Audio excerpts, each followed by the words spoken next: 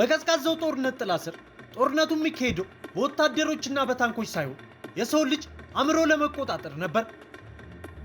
የአሜሪካ ሕዝብ ከኮሪያ የተመለሱ ወታደሮች አእምሯቸው ታጥቧል በሚሉ ታሪኮች በተወጠሩበት ወቅት የማዕከላዊ መረጃ ኤጀንሲ ሆነው ሲአይኤ በታሪኩ እጅግ አስደንጋጭና ህገወጥ ከሆኑ ፕሮግራሞች አንዱን ጀመረ።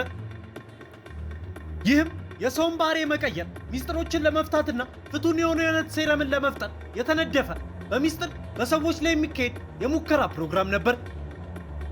ስሙም ፕሮጀክት ኤምኬ አልትራ ይባላል።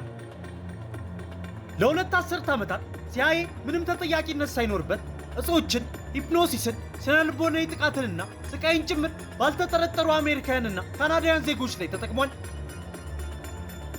ግቡ በጣም ዘግናኝ ነገር ነበር። አንድን የሰው አእምሮ ሙሉ በሙሉ አጥፍቶ እንደገና ፕሮግራም ማድረግ ይቻል እንደሆነ ለማየትና ለስለላው ዓለም ሮቦት ወኪል መፍጠር ነበር። ይህ እነሱ ሊያጠፏቸው የሞከሩ የፋይሎች ታሪኮች ናቸው። ስልጣንን ያለ አግባብ ስለመጠቀም፣ ስለመግባርን ስለመተውና አእምሮን በተደረገ ሚስጥራዊ ጦርነት ስለተከፈለው አሰቃቂ ሰብአዊ ዋጋ የሚተርክ ታሪክ ነው። ሁልጊዜም እንደነዚህ አይነት ከዚህ ቀደም ተሰምተው የማያውቁ ታሪኮች እንዲሁም በመላው ዓለም ላይ ተጽዕኖ የፈጠሩ ሰዎች ታሪኮች እንዲደርሷችሁ የሰብስክራይብ ምልክቷን ብሎም የደወል ምልክቷን በመጫን ቤተሰብ ይሁኑ።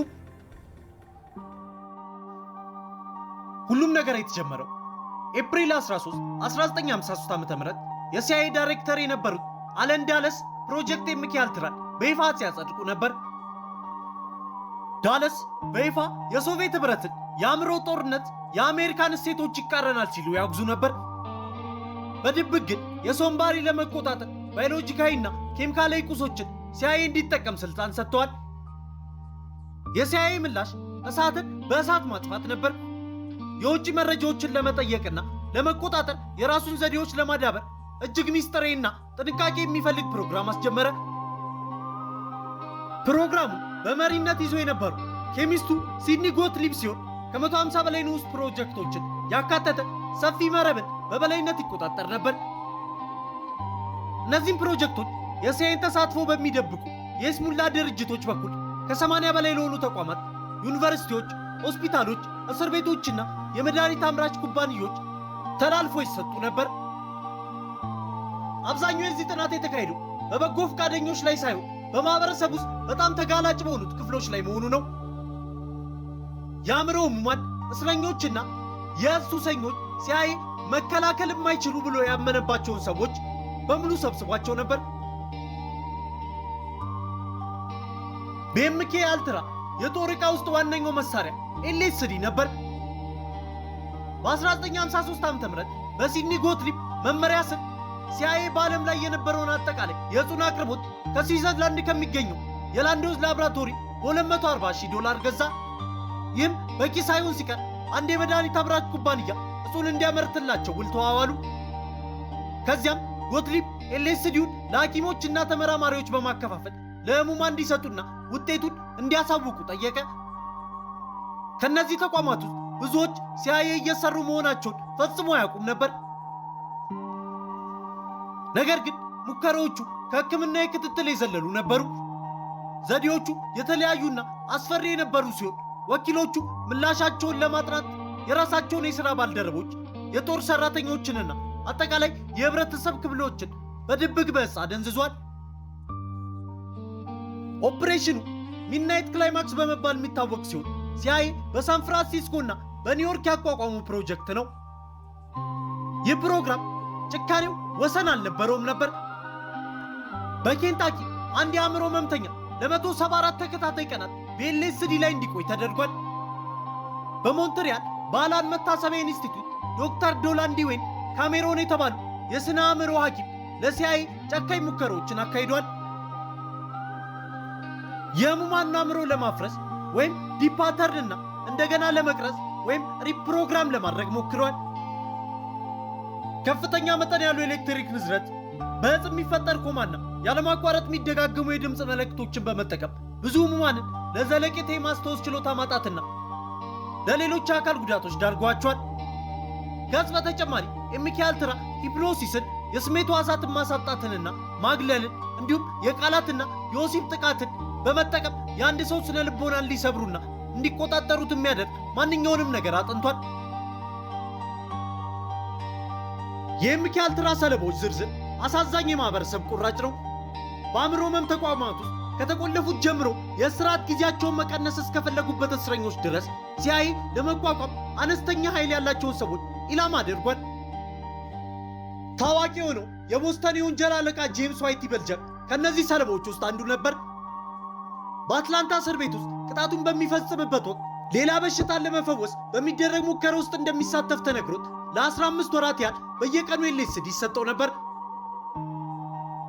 በኋላ ላይ ልምምዱ በአጽሞችና ከግድግዳ በሚፈስ ደም ቅዠቶች የተሞላ እንደነበረ እናም አስፈሪ እንደነበረ ተናግሯል። ነገር ግን ምናልባትም በጣም አሳዛኝና በደንብ የሚታወቀው ጉዳይ በባዮሎጂካል የጦር መሳሪያዎች ላይ ይሰሩ የነበረው የጦር ሰራዊት ባዮኬሚስት ዶክተር ፍራንክ ካልሰን ነበር። በ1953 ዓ.ም ከሲአይኤ ስራ ባልደረቦች ጋር በነበረ ስብሰባ አልሰን ሳያውቅ ኤልኤስዲ የተቀላቀለበት መጠጥ ተሰጠው። ከቀናት በኋላ በከባድ የሥነ ልቦና ቀውስ ውስጥ እየተሰቃየ ከኒውዮርክ ከተማ ሆቴል መስኮት ወድቆ ሕይወቱ አለፈ። ይህም በይፋ ራሱ እንዳጠፋ ተደርጎ ተመዘገበ። ቤተሰቦቹ አሳዛኝ የሆነ የመሞት ታሪክን ተነግሯቸው ነበር። እናም እውነቱን ለማወቅ 10 ዓመታት ፈጅቶባቸዋል። ሙከራዎቹ ካውንተር ካልቸር ንቅናቄ እንኳን ነክቷል። ደራሲው ኬንኪሲና ገጣሚው አለን ሲንገር ምንም ጉዳት የሌላቸው የሕዝብ ሙከራዎች ናቸው ብለው ባሰቡት ነገር ውስጥ ከተሳተፉበት መካከልም ነበሩ። እነዚህ ልምምዶች በኋላ ላይ የጥበብ ሥራዎችን ቀርጸዋል። አእምሮን ለመቆጣጠር የተነደፈው የሲአይኤ ሚስጥራዊ ፕሮጀክት ሳይታሰብ የ1960ዎቹን የሥነ አእምሮ ንቅናቄ ወይም ሳይከዴሊክ ሙቭመንትን ለማጠቃለልም አግዟል። ለዓመታት ኤምኬ አልትራ ሙሉ በሙሉ በሚስጥር ሲሰራ ቆይቷል። ነገር ግን በ1970ዎቹ መጀመሪያ ላይ ዋሽንግተን የነበረው የፖለቲካ አየር እየተለወጠ መጣ። የዋተርጌት ቅሌት በመንግስት መስሪያ ቤቶች ሁሉ ስለ ሕገወጥ ድርጊቶች ፍርሃት ፈጥሮ ነበር። በ1973 ዓ.ም መጋለጥን በመፍራት የሲአይኤ ዳይሬክተር ሪቻርድ ዴልመስ አውዳሚ ትዕዛዙን ሰጡ። ሁሉንም የኤምኬ አልትራ ፋይሎች አጥፉ ብለው ተናገሩ። የእሱ የበታች የነበረው ሲድኒ ጎትሊብ ሰነዶቹን መበጣጠሳቸውን ለማረጋገጥ በግሉ ወደ መዝገብ ቤት ሄዷል። ይህ በኤጀንሲው ታሪክ ውስጥ ካሉት እጅግ ጨለማ ምዕራፎች አንዱን ሆን ብሎ ለመደምሰስ የተደረገ ሙከራ ነበር። ነገር ግን ሁሉንም ነገር አላገኙትም። ወደ 20 ሺህ የሚጠጉ ሰነዶች በስህተት በፋይናንስ መዝገቦች ሕንፃ ውስጥ በመቀመጣቸው ተርፏል። በ1975 ዓ.ም ህዝቡ በመጨረሻ የኤምኬ አልትራን ስም ሰማ። በሴናተር ፍራንክ ቸርች የሚመራው የቸርች ኮሚቴና የሮክፌለር ኮሚሽን ምርመሮች በ10 ዓመታት የዘለቀውን የስለላ ኤጀንሲዎችን በደሎችን መጋረጃ መግለጥ ጀመሩ። በቀድሞ ወኪሎች የምልአት ቃለ መሐላና ከመጥፋቱ የተረፉትን ጥቂት ሰነዶችን በመጠቀም እነዚህ ኮሚቴዎች ስለ ሲአይኤ የሰብአዊ ሙከራ ፕሮግራም አስደንጋጭ እውነትን አጋለጡ። የእሱ ንዑስ ኮሚቴ ምርመራ ያካሄደው ሴናተር ቴድ ኬኔዲ ከስለላ በላይ ዩኒቨርሲቲዎችና ተቋማት ባልተጠረጠሩ የአሜሪካ ዜጎች ላይ በተካሄደው የድብቅ የዕፅ ሙከራ ውስጥ መሳተፋቸውንም ገልጸዋል። ከመረጃዎቹ መገለጥ በኋላ ሲአይኤ እንደ ኤምኬ አልትራ ያሉ ሙከራዎችን ማቆማቸውን ተናግሯል። ፕሬዝዳንቶች ባልተጠረጠሩ የሰው ልጆች ላይ የዕፅ ሙከራን የሚከለከሉ ትዕዛዞችን አውጥቷል። የፍራንክ ካልሰን ቤተሰብ $750,000 ካሳም ተቀብሏል። ይህም የጥፋተኝነት ስውር ዕውቅና ነበረው። ሆኖም ለአብዛኞቹ ሰለቦች፣ ስማቸው ለማይታወቁት ሕሙማን እስረኞችና ሕይወታቸው ለተናጋው ተራ ሰዎች ምንም ካሳም ሆነ ፍትህ አልተገኘላቸውም። የካናዳ መንግስት በመጨረሻ በዶክተር ካሜሮን ሙከራዎች ለተጎዱ አንዳንድ ሰለባዎች ካሳ ከፍሏል። የኤምኬ አልትራ ፋይሎች መጥፋት የፕሮግራሙን አሰቃቂነት ሙሉ ስፋት በፍጹም ላናውቅ እንደምንችል ያሳያል። አንድ ሚስጥር ኤጀንሲ ያለ ቁጥጥር ሲሰራና ግቡ መንገዱን ያጸድቃል ብሎ ሲያምን ምን ሊከሰት እንደሚችል የሚያሳይ ዘግናኝ ምሳሌ ሆኖ ይቀራል። የኤምኬ አልትራ ታሪክ ከታሪካዊ ግርጌ ማስታወሻ ወይም የሴራ ንድፈ ሐሳብ በላይ ነገር ነው። በብሔራዊ ስጋት ፊት ስለ ስልጣን አላግባብ መጠቀምና የሰብአዊ መብቶችን ስስነት ከባድ ማስጠንቀቂያም የሚያሳይ ነገር ነው።